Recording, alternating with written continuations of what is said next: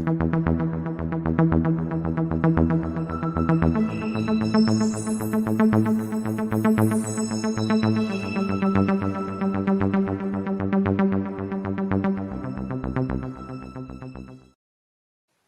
I'm Graham Jones and welcome to channel KT4 broadcasting live on Facebook and YouTube. You can join in by sending in questions during the show. Just press the comments button on the screen. Don't forget to click the like or share buttons. If you're watching on YouTube, please click to subscribe to channel KT4. It's free. I'm so pleased to welcome Bess Harding, MBE, the founder of the charity Epsom Medical Equipment Fund, to my virtual studio here at channel KT4. And a very big welcome, Bess. Welcome to the show. Good afternoon, Graham. Thank you for inviting me along. Oh, it's my pleasure. Absolute delight to do that. And, I'm really looking forward to finding out all about the great work that you and your volunteers have been doing. I read that you formed the Epsom Medical Fund in 1979. And the charity's so far raised over £5 million. What an amazing achievement, Bess. But what made you become a volunteer? It was an article by the editor, Andrew Wills, of the Epsom Herald about the local council lottery. They wanted suggestions on how to spend the £30,000 accrued. And I just seen a programme about the CT scanner on television and thought it would be a good idea. The town clerk, Douglas Grimes, thought it would be a good idea as well. And so I had to start investigating. This proved very interesting. The first thing I learned was it would cost in excess of £200,000, which rather shocked me as a price. Then I needed to ring the head of radiology, Brian Gompels, who said they would love one, but the district management team would not be able to afford the running costs of £2,000 a week. I also learned that endoscopes had broken down and the hospital could not afford to repair or replace them. This was quite an eye-opener. I persevered, but the project was turned down by the council as it didn't cover sport and leisure, one of the conditions. I've got to say, Bess, that I'm amazed at, like you were when you did this, absolutely amazed at the costs here. £200,000. But then you've got a running cost of £2,000 a week. I mean, who can afford to pay that sort of money? It's a lot of money. I think they're about 750,000 now. Wow, that's absolutely incredible. So Beth, why did you get involved in this? It just seemed terrible that patients were being denied the latest in technology. Endoscopes enter the natural openings of the body and they prevent the need for surgery, major surgery. And it can be carried out by day case. And I spoke to the chest consultant, Peter Mitchell-Higgs, and he explained how all these machines worked, saying that whilst the gastroscope had broken down, that's the stomach, he needed a bronchoscope to look at the lungs, and his colleague, who was just starting at the hospital, would need a colonoscope, a sigmoidoscope, and this is to do with the bowel. This was the start of the day case unit at Epsom, and this has considerably increased in size over recent years, and they carry out a variety of procedures for other specialties as well by the day case method. I think that the next question that I need to be asking here is, you're talking about an awful lot of equipment, Bess, and I would have automatically thought that the National Health Service would have the funds for this equipment. That doesn't seem to be the case from what you're saying. No, there's lots of things they don't have, and we try to go and look for things that, the National Health Service wouldn't be able to afford, and we could provide as extras. We try not to buy things on the list because, the National Health will buy those in time. And we like to buy, as I say, different things like the CT scanner. Yeah, okay. So I've got to ask this, whenever I have a guest on the show who's involved in a charity, I have to ask the question, what support do you receive? And at this particular point, I'd like to give a shout out to the Wheat Chief pub in your village, because I've noticed that they've been sharing the links to today's show, and so I popped onto their Facebook page and saw all the things that they've done to help you in fundraising. So I think it's a big well done to the Wheatsheaf Pub. Okay, so how do you receive money? I've put up there for you your web page and your Facebook, but I'm sure you've got to do a lot more. Well, when we were finally given the permission to go for the CT scanner, I produced a cat badge, because technology alters so much that it could be called something else by the time we got the money. So we just called it a scanner, but people just accepted that it was going to be a CT scanner because of the black cat, which we called Carl. Technology changes so fast, you never know. The brooches were very, very popular, and people bought them, and they were flying off our shelves like anything, so that when you walked around the town, you saw lots of people wearing our black cat badges. We still enjoy a lot of community support. Local businesses have supported us over the years, including several international companies, as well as local ones, which we appreciate, and we welcome their support.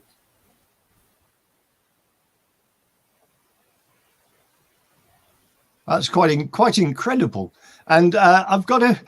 So, with all this support, you have a body of volunteers as well, don't you? Yes, we have. We've got a small group of volunteers. My long-suffering husband Brian. Then we have Joan Chapman, Pat Ridgewell, Susan Goslow, Hilary Morogna, Rita Thompson, and Martin Northam, who all do sterling work, helping us to raise money for our fund, giving up a lot of their time. Sadly, we have not been able to get together in the past year to run our regular raffles and sales due to COVID, which has greatly affected our fundraising efforts. We miss the people we see on a regular basis, but look forward to seeing them soon when lockdown is lifted.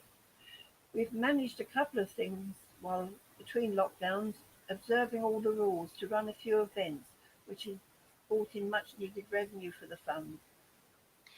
I can imagine that it's very difficult to organise events and to raise money, and I think people's minds are in a different space at the moment because of this pandemic as well. Have you managed to do online kind of like Zoom fundraisers or anything like that? I'm not really into Zoom, but perhaps I will get in time. But we've had a marvellous website which Darren Powell from the Wheatsheaf has produced, and where all the equipment purchased by EMEF can be seen, together with forthcoming events and other general information. It also includes how you can donate to the fund through the Big Give, the Facebook page, and I think you've got a note of our Facebook page, which is www.facebook.com at Epsom Medical Equipment Fund, and also through our newsletter that goes out. If anyone wants to sign on to the newsletter, you can go on our website and sign on.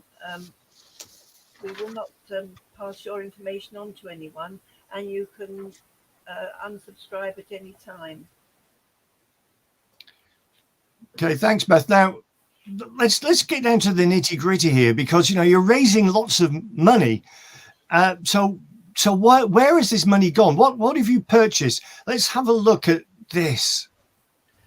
Now this is it looks like a porter's trolley, but it enables people like stroke patients to be able to stand up.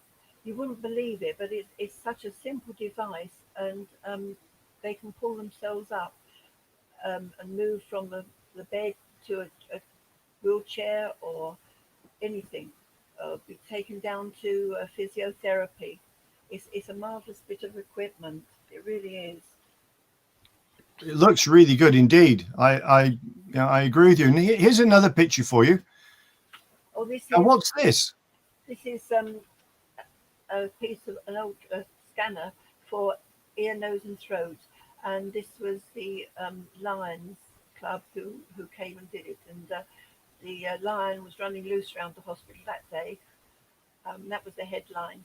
But it's very, very useful piece of equipment. What kind of cost is that, Bess? I think, I'm going to memory, I think that was about 30,000. Wow. Okay, let's have a look at this one. Here's another one for you.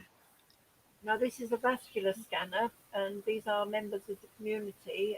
It was a Dorking Rotary fundraising from Tadworth and other a tea party in Epsom, and several other people who all went together to buy this vascular scanner. It's an ultrasound machine, and it can look at the veins to see what they're like. And that cost £50,000. Wow. So it's a marvelous bit of equipment, and the lady who received it, Amanda, was over the moon. She really was. I can imagine that she would be. £50,000. Oh, and now we have. Now this is Sonia from the Ashley Shopping Centre, who give us enormous support, and all the children that sing carols at Christmas helped provide the money for this, and the doctor who received it didn't know. We told her she was going to give a speech, and we've got two representatives, in fact, from every school that takes part in our carol singing, and we presented this piece of equipment. It's to do with maternity, and she very much needed it, and as I say, she was speechless. Yeah, I can imagine. And now this is Darren and Gary Hull from the Wheat Sheaf. They had a fundraising year where they supported our fund, and they presented this heart bit of equipment to Dr. Adam Carter for babies. This he can use it and look at it, and in many cases he can see which children have to be taken up to Evelina's in London, or whether they can be treated locally. So it's a fantastic piece of equipment and very necessary. I can see. And also, this is the last past mayor, I believe. Correct me if I'm wrong here with this, Bess. No, this is. No, it's not. This is the hand therapy equipment. Okay. When people have had accidents, there are various games on the screen, and you can't see them very well here. And when people are going past the room, they think people are playing computer games. But every bit has a different use. There's one that looks like a food grinder, and then there's another one where it's a flat, like a book, and they all do different things. And the patient looks at the screen and is playing these games, and he's so anxious to win that he forgets, or she forgets, that it's possibly hurting them. And they just do them, and they can see their improvement because there's a special screen where they can see how they've improved over the weeks. And again, the hand therapy department at Epsom were so delighted with it. We've only just recently handed it over, but it can do a lot of good. And Biometrics provided this for us. Wow, it sounds absolutely amazing piece of equipment. And finally, now I've given the game away, here's the mayor. Yes, the mayor. This is a hoist, and the hoist is used to get patients out of bed and into wheelchairs, or from a wheelchair into equipment in the stroke unit. It's primarily for the stroke unit to help them rehabilitate into the local community again. And again, this replaced one we bought earlier because it had come to the end of its life, and it was much needed. Yeah, I think that's a wonderful array of equipment, and I'm sure it's just a sample that we've just put up on screen for our viewers to have a look at today. But also, in normal times, and we're using that word again, aren't we? Normal times. In normal times, you'd be out in Epsom fundraising and doing all the things that are so important to raise money that's so needed.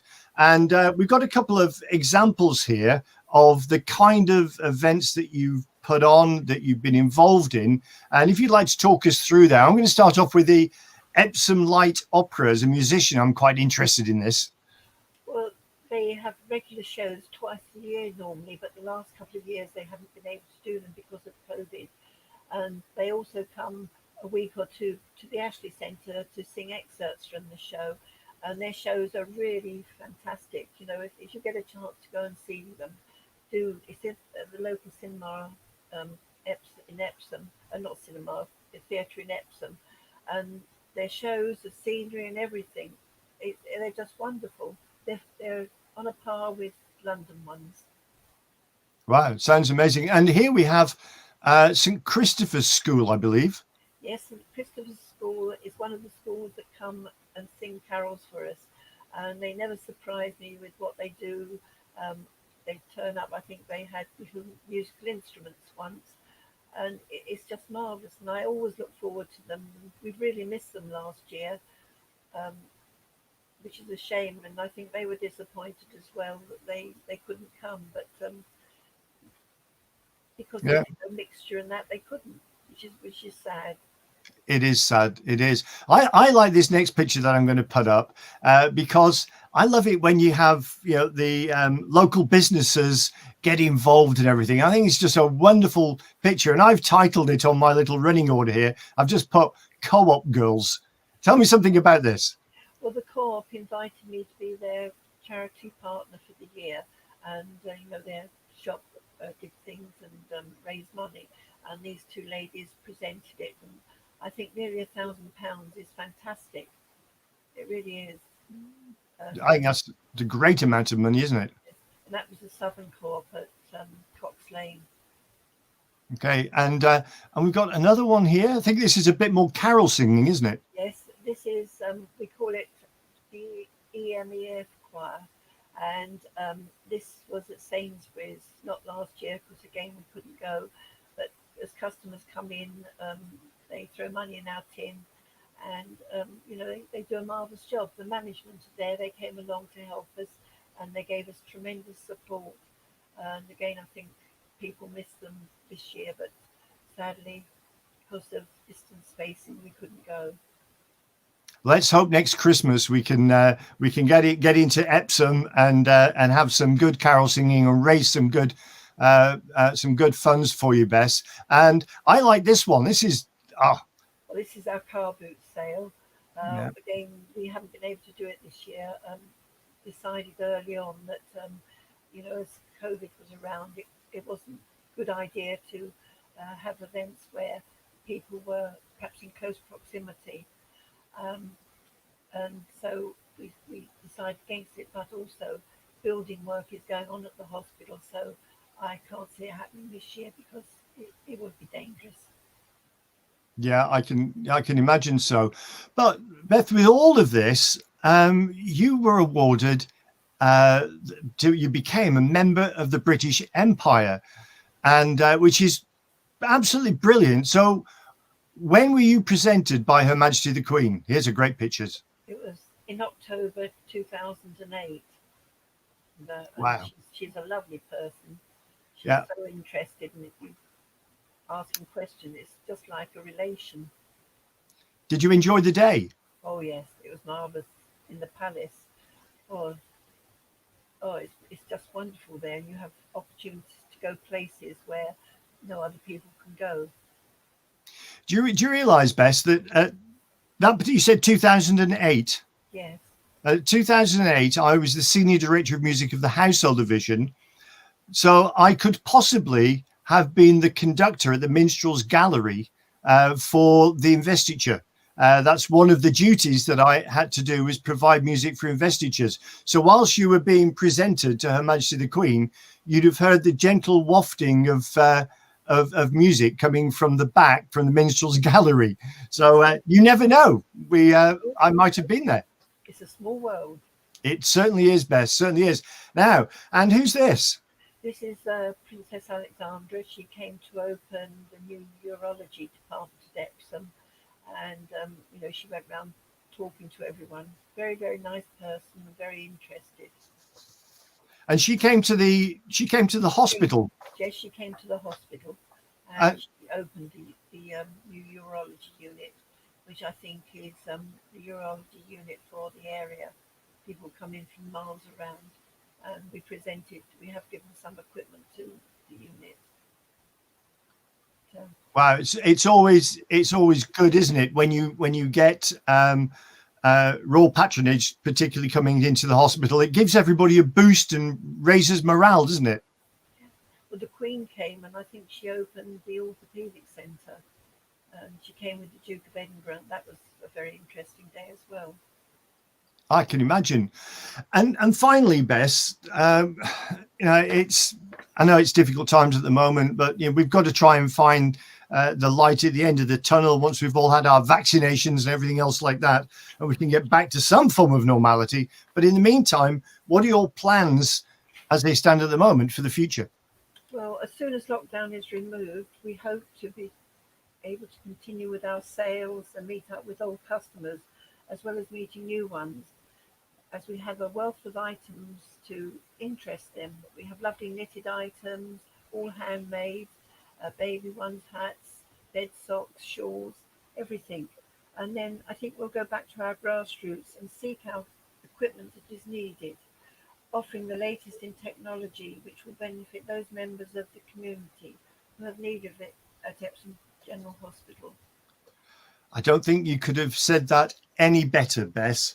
But it's been such a pleasure talking with you and finding out about all the incredible work you and your band of volunteers have been doing and indeed continue to do, Bess. So, ladies and gentlemen, hands together. Big round of applause for Beth Harding, MBE. Thank you, Beth. Thank you. Join me next week when my guest will be the Mayor of Epsom and Ewell, Councillor Humphrey Reynolds. My name is Graham Jones, and you've been watching Channel KT4. Until next time, stay safe and don't forget to social distance. Bye now.